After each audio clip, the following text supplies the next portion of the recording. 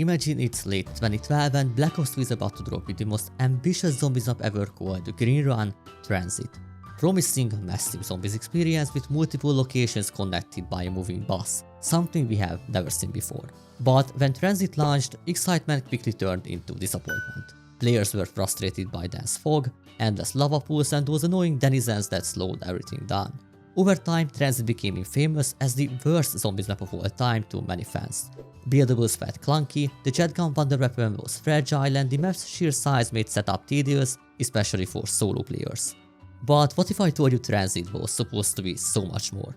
Over the years, dedicated fans and even Treyarch developers have revealed cut content, features and ideas that never made into the final map. So today we are diving into everything TranZit could have been.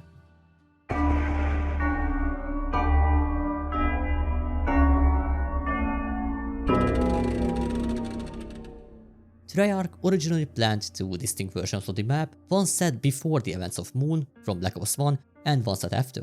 The idea was that if players have completed the Moon Easter egg, which ends with blowing up Earth, they would experience a post-apocalyptic version of TranZit filled with lava and destruction, essentially the one we have today. Otherwise, if the Easter egg had not been completed, the player would instead load into a pre-apocalypse version, a bright, fog-free daytime setting with no lava, no denizens, and an overall aesthetic that resembled a normal American town. But even this normal town wasn't truly ordinary. According to in-game lore and leaked design documents, TranZit was always meant to be a site that runs on an off-grid system tied to Broken Arrow, a government-funded organization in the zombie storyline created to prevent future outbreaks. Originally, it was going to be set 100 years after the events of Moon, with the lore exploring survivors of Earth, and a version of Maxis who had no memory of who he truly was.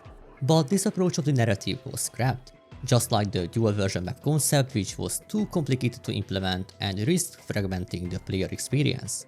Like, if someone never got Black Ops 1 or went through all the maps to complete Moon, they would have never experienced what TranZit is today. So late in development, Treyarch settled on the version that made the most sense from a lore perspective, the Destroyed Earth setting. But that wasn't the only reason. Due to hardware limitations and memory constraints on the 7th generation consoles, the playable area of TranZit had to be significantly reduced. This led to the introduction of the now infamous fog, a clever technical workaround designed to load and unload parts of the map outside the player's view. The fog, combined with the denizen creatures that attack you while crossing it, was used to slow player movement and mask loading zones. These were essential as Treyarch was pushing the engine to its limits. The map layout itself was also scaled down. Early pre-alpha design shows that Green Run was meant to be much larger with extra areas, back roads, small houses, a motel, alternate bus routes and a much larger power station, not the small facility we ended up with. You can even spot details like water, a river or lake, which are entirely missing from the final version. This suggests that lava wasn't originally part of the map at all. It was a late addition, most likely implemented only after the setting shifted to post-apocalyptic. Concept art for locations like town and farm supports this theory, showing more normal-looking environments despite the lingering apocalyptic elements. Although we still got lucky, as there were rumors about a huge lava lake, but I'm glad that never happened. And another cut feature was a day and night cycle, which developers wanted to implement but ultimately dropped due to time constraints and technical setbacks of the consoles. In fact, this image of the skybox shows both daytime and nighttime versions, a clear evidence that this was once an intended feature. It's clear that developers were aiming high. As Zombies producer Jason Blunder later explained, TranZit failed to reach its full potential due to time and technology. The team simply ran out of both. The problem that happened was, as we got closer to the end of development, something that Jimmy faced was that, and he'll be able to speak about this far better than I would, but what happened was there was a call which was like, okay, we can't get all these modes to the kind of standard we want, so we need to make the call to kind of strip them away and switch them off. But that decision was made, unfortunately, a little bit too late. And so what happened is the core experience that got released had a bunch of things where, if that's all they'd focused on, some of those rough edges would have been smoothed out. Okay. And so that's the kind of I'm sure, let's put it this way, if Jimmy was to sit down and look at that, he would probably make a series of strategic changes if he'd had the full development just looking at that map, just with that focus. Because he was doing some really ambitious stuff with the different game modes, and it just ran out of time. That's one of the dangers of development. I keep on using painter examples, but there is a situation where you have to step away from the painting, right? And if you don't, you can actually ruin it. We have that situation as well, where we overcook something, and you can also undercook something. So they're all very natural and normal things in development. So to truly understand more of its potential, we need to look at all the cut features and content that never made into the final game.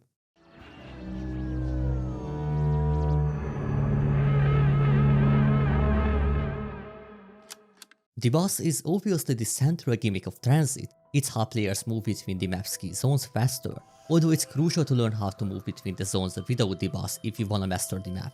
So in the final game, the boss simply drives in a loop, stopping at various locations. And with that we arrive at the legendary boss route B. For years, players speculated about a second boss route in TranZit, an idea that became something of an urban legend within the Zombies community. The theory stemmed from the boss schedule sign in Boss Depot that listed times for both Route A and Route B. Fueling this speculation further, players could hear the TranZit boss honk in Nuketown Zombies, which takes place just before the events of Moon. This led many to believe that the boss had an alternate route with Nuketown as its final stop. It's also worth noting that TranZit takes place in Hanford, Washington, while Nuketown is located in Camp Edward, Nevada. While geographically close, this is still nearly 13 hours bus ride in real time, so the idea would have required some kind of cross-map loading screen, a feature that has never existed in Zombies. There's been no example of an in-game travel between two separate maps through a seamless transition ever since. That said, Alpha Omega from Black Ops 4 just reinforced the theory by showing clear links between the two locations. Both sites are Broken Arrow facilities, and the map is filled with references to TranZit, including a model of Tad with new voice lines, and Marton hiding in a nuclear bunker. In fact, lore-wise it's now confirmed that we are the reason why the Avogadro appears at Hanford's side. Originally, the developers even planned for the Avogadro to immediately chase the players after being released at the power station. And we know the previous detail from a leaked design document which surfaced early in 2025 and revealed a range of mechanics that were ultimately cut. Another intriguing concept was ambush rounds. While riding the boss, players could randomly enter special zones, triggering a chaotic encounter where the boss would break down and zombies along with hellhounds would begin spawning in waves. Once players survived, they would be rewarded with a max ammo and the boss would go on. If you think about it, this is an interesting take on the max ammo round that players could trigger by choosing to ride the boss, adding a risk-reward dynamic to the map traversal. And yes, you heard it right, hellhounds were actually planned for TranZit. In fact, all Victis characters, except Marthon, have unused voice lines referencing hellhounds, which further confirms that they were intended to be part of the experience, not just limited to the survival maps. Here are a few cut quotes from each character. Oh no! It's those horrible Sasquatch dogs! I'm pretty sure those dog things were bred in secret labs! Hellhounds from the Hollow Earth! Oh man, how am I supposed to fight these things? Wow, those are the ugliest dogs I've ever seen! Aw, poor little doggies, I gotta kill you! Devil dogs are coming! I don't like hurting animals, but I'll make an exception for you! Suck bullets, devil dogs!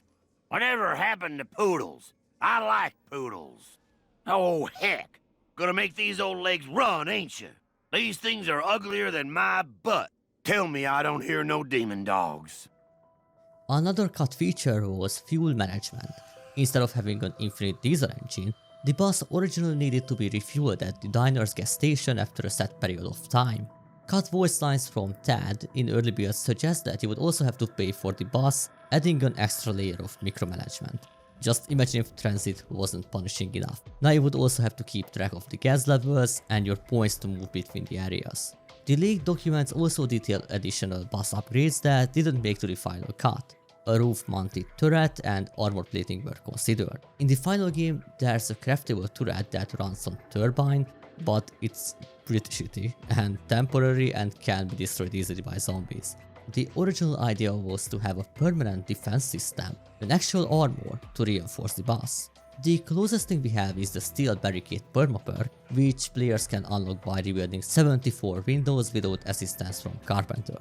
That perma-perk does work on the boss, and interestingly, there was also a cut feature if you are talking about windows, where the zombies could grab you through the window and you have to kill them. But perhaps the most surprising cut feature was Survival Meter, hinting that there were plans to implement a hunger system in zombies, a feature never seen before or since. Most likely this was the original intent of the fridge, instead of a cross-map weapon storage. Players would have needed to stock up on food on the farm to stay alive, while ammo would be rare and only available at specific points. Treyarch likely scrapped it because it conflicted with Zombies' original formula, or perhaps they just ran out of time to balance it properly. There was also a small but useful feature that actually made it into the final build but got patched later on. When you killed a zombie from the boss and the power-up dropped, it would originally stick to the boss instead of falling behind. This meant you could actually grab things like max ammo or insta-kill while still moving. And why this was removed remains unknown, perhaps to prevent the boss from feeling too powerful or self-sufficient. Interestingly, TranZit originally launched with 3 Easter egg songs, and the activation order of the teddy bears determined which one should be playing. It was either Carry On by Kevin Sherwood, Carry On by Avenged Sevenfold, or Try It Out by Skrillex. The last two are also in the Black Ops 2 campaign, and this feature was patched shortly after release, limiting the music to just one track we knew today. And since we are talking about audio files, there was actually a different range change jingle planned. Let's first listen to the final version and then to the cut one.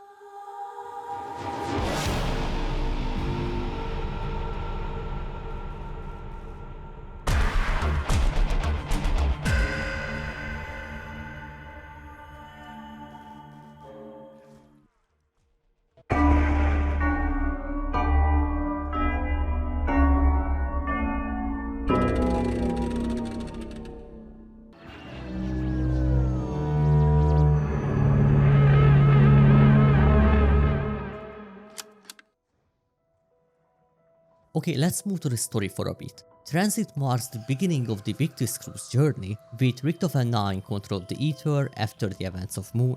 In the final version of the map, only Samuel can hear Richtofen's voice.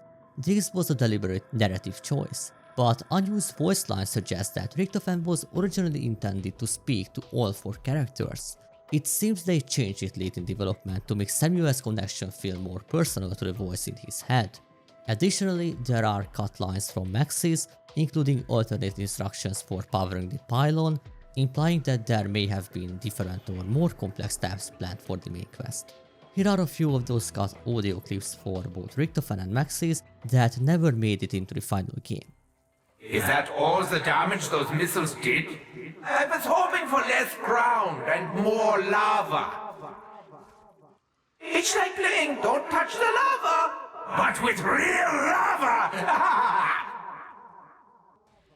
I remember doing that just to anger that little girl.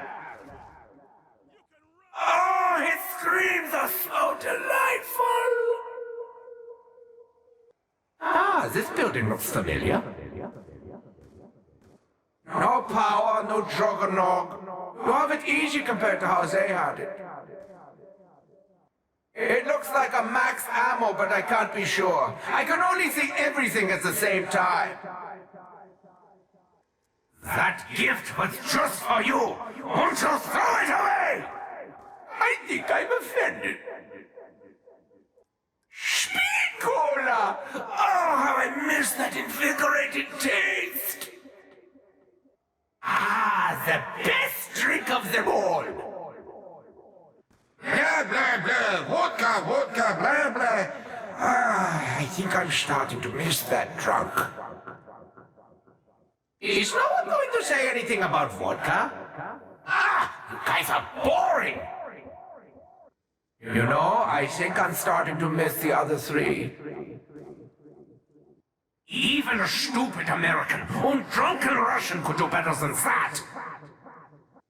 Trying to take a break, I think.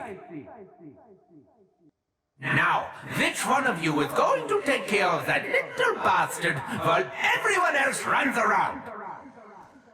Now go look at everything! Drop one of these right here and... Sometimes my pretties need help. Attack! You know, I used to be in your shoes. Then I became an all-powerful, omnipotent being. You are not one of those foul creatures. Excellent. I have been searching for decades. Listen now. What I have to say is of the utmost importance to mankind. If you would see this planet freed from the curse of these wretched undead creatures and the monstrous evil which controls them, then you must obey my every command. I cannot effect physical change, yet. You must be my hands. Only you can stop that awful worm, Richtofen. The creature is too far away. You need his energies, or all your efforts are for naught. The creature is near. Lure him to the fire. This is a great power source, although it will have to be amplified. With any higher output, our communications will likely cease. We will require a burst of tremendous voltage. You have done well, but we need yet more energy. This is but the tip of what needs 3 sides. Now, create the trichotomous system. That is but one of the required 3 points to complete the design. Nothing to see here for now. Maybe down the road we will revisit this place. Such a lovely place. It seems some new cargo is aboard and needs to be delivered. The Spire. The Spire is nearby. We have other ways. This power is too intense for my purpose. I cannot communicate while it is... 9! That makes him stronger! No! Yes! The Spire is online. Now, if the other sites can only be likewise empowered, then perhaps there is still a chance to complete that which was begun so many years ago. Your help has been invaluable. Farewell. You have constructed a control mechanism, but to program the computer, you will need to secure an application nav card. You will have to seek it out, then return here and activate the Spire to save mankind. And yes, you heard it right, Maxis possibly hinted another scrapped feature, upgradable jet gun. Data in the game files hinted it would have increased durability and more damage, addressing 2 of its biggest complaints. The leaked documents also mention some other experimental ideas. One of them was a third-person mode, possibly as a toggle option, something that has been since implemented in Modern Warfare Zombies. There was also the ability to pause online co-op games, a feature finally added in Black Ops 4 Zombies. One especially ambitious concept was a social system called Echoes, which would allow players to leave messages or share game states with others. Most likely this was similar to the messaging system seen in Souls-like games. While this never made it into any Zombies title, it shows that Treyarch was actively brainstorming ways to make Zombies a more community-driven experience.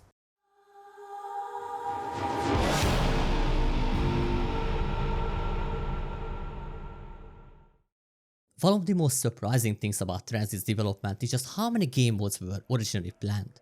Black Ops 2 Zombies wasn't just going to be the classic survival mode.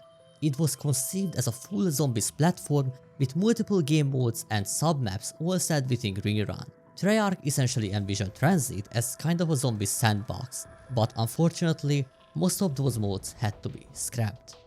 But leftover code and icons were later found by data miners, and earlier this year some fans managed to reconstruct a pre-alpha build of the cut mode called Meat. This was a weird team-based mode where 2 teams fought over a piece of zombie bait, which as seen in the pre-alpha footage appeared to be Richtofen's severed head. It's unclear whether that was truly the intended final version or just a placeholder for a chunk of meat, but either way it's wild. The map was split in half and there was a large scoreboard in the center and max ammo in the ring beneath it. If your team had the meat, zombies would only chase your team, and you could throw the bait to redirect the horde towards the enemy team. Here's some concept art. As you can see, it looked absolutely wild. And we can also see the mode being played not only on town, but also in the tunnel section of TranZit. As of now, those are the only two areas seen in the pre-alpha footage by KikiX, and the builds were made by NASCAR after Hinder found out how to play the modes. So be sure to check out and support their work, as it's incredible to see an early, playable version of a scrapped Black Ops 2 Zombies mode. Another cut mode was Cleansed, which would have had two teams fighting to be the last survivors. When a player died, they would turn into a zombie very similar to Turn. Next we have a mode called Containment, which would have taken place on a smaller section of the map, likely the cornfield version of Nacht. Teams would have to prevent zombies from escaping the area, and the game would end once the team hold out long enough to stop them. Then there was Race, for which a loading screen still exists. As the name implies, this was a race to survive mode, and players needed to kill a certain number of zombies to unlock doors and progress towards the endpoint. The first team to finish or the last to survive would win. Interestingly, leftover code indicates that the meat might have been used in this mode as well. A mode called No Man's Land was also listed. This was likely a survival only first room kind of mode. Another potential mode, Pitted, may have been another team based survival challenge, where the match ended once the entire team was overrun. It sounds like a variant or an early name of Grief. Lastly, there was a mysterious mode called Returned, but no description, no leftover code, and no functionality has ever been found in the files.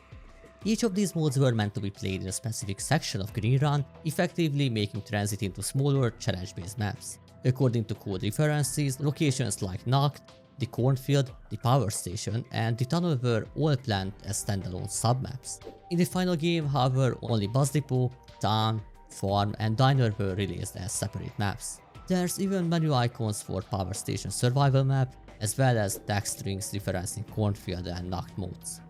It's incredible to think that TranZit nearly shipped with an entire suite of alternate modes. If Treyarch had more development time, we might have seen Green Run evolve into something far bigger. Ultimately, only Survival and Grief made it into the launch map selection, with Turned arriving later on Diner.